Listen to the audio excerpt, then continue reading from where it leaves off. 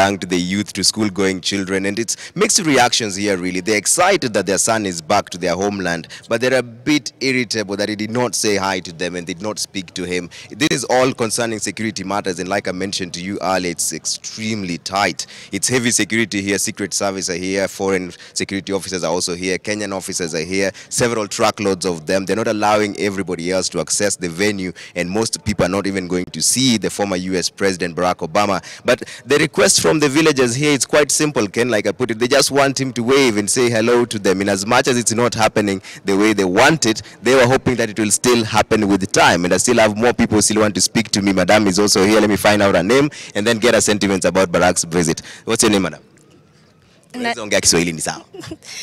Najiita Valeria Chieng. Mimi ni mkaji wa hapa Siaya. About Obama's visit, sijafurahishwa na security. Hao watu wa security walikuwa wabaya. Hawakuwa wanataka hata tupite hapa kitambo. But sasa hivi tumeruhusiwa tupite, lakini Obama amekata hata kuwave tu. Ungemwona leo ungemwambia nini? Barabara zetu ni mbaya. Najua kuna hiyo pesa naweza tusaidia. Angetusaidia tu na barabara zetu. Hiyo barabara kutoka Siaya from Kisumu to Siaya. Portals ziko. Asante sana. Ken, those are the remarks of the people here from Kogelo in Nyangoma. I'll still get a few of them as soon as I can and speak to them and get varied reactions from what they're saying. But essentially what their request is to have the former US President Barack Obama at least wave to them, if not anything more. And Ken, the function should be starting between now and around 1:30 p.m. And like I told you, between 1:30 p.m. to 5, there's a block of 3.5 hours where it's just been indicated that there'll be no media coverage. Sources tell us that at that particular point he'll be meeting family members. We don't have confirmation yet, but that goes to as far as explaining to you how much this visit is shrouded in mystery and the security detail. In as much as they had said earlier on that it's a private visit, the people around here still want to see him, Ken. And I think I still have about 2 hours to go and find out that follow that I was invited for. So I'll throw it back to you, Ken. Of course, Trevor, you must bring Oduma to Nairobi. Don't forget. But one of the questions that I don't see a lot of people talking to you, Trevor, addressing is the absence of Michelle Obama. Ironically, I thought it should be a question, an obvious question to why Michelle did not come. I don't know what you know about her absence during this tour. What do you know about it?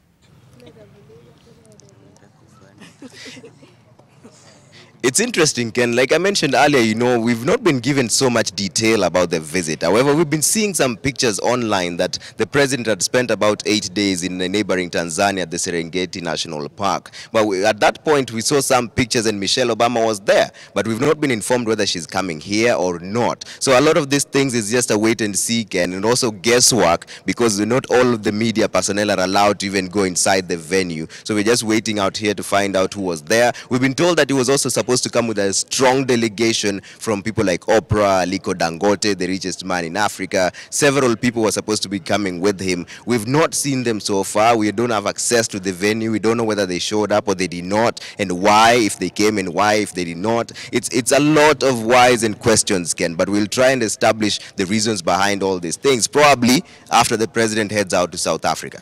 Right, and Trevor, in the last hour or so, we've managed to see Obama at least twice. He's trying to make his way there.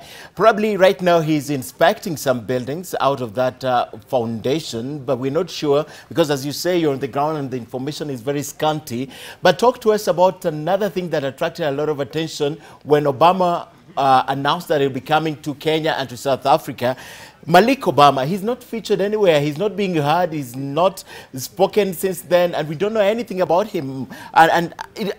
From the people you're talking to, they're not even mentioning him, Trevor.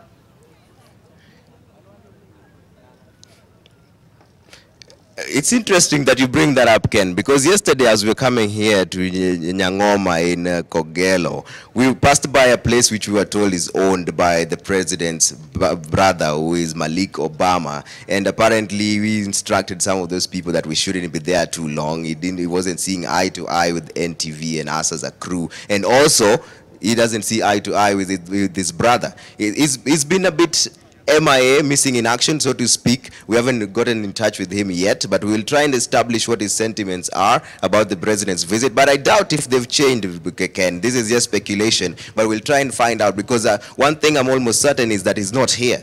but is within the area, but is not coming to the function. That's at least what we're being told here. But we'll try and establish the truth behind it. And like you mentioned, it's the details are very scanty. I can assure you 14 vehicles passed us heading to Mama Sarah Obama's homestead. We're now being told that he's already at the venue. And at the same time, we're told he can only pass through the road behind me. We didn't see him pass there. So we don't know how he got to the venue, if at all he's at the venue, or maybe he's still at Mama Sarah's place. So like you mentioned, the details are still very scanty. The security detail is quite intact. Understandably so, because they'd already told the media as well that this is a private visit. It's not a state function. It's not going to interact with as many people as possible. The venue is very enclosed. So there's so many questions that we still have, Ken, but we may not even get the answers to them even after he leaves.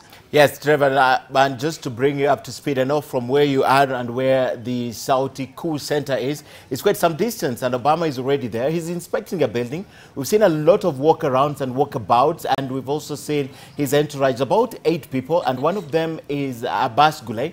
That Abbas of Red Cross is very close to Obama. We can also see Obama, the sister, and of course at the venue, Trevor, we see a lot of governors. Just to mention a few, we have Stephen Sang of Nandi, Professor Anyang' Nyong'o is there. We have Colonel Rasanga of Siaya. We've seen Mama Ida Odinga, and ironically, Trevor, yet again, we're not saying Raila Odinga on the ground. We've seen several envoys also. I don't know if you know anything about the absence of Raila Odinga, because Mama Ida has been at the center of this all from morning. We've been seeing her quite a lot.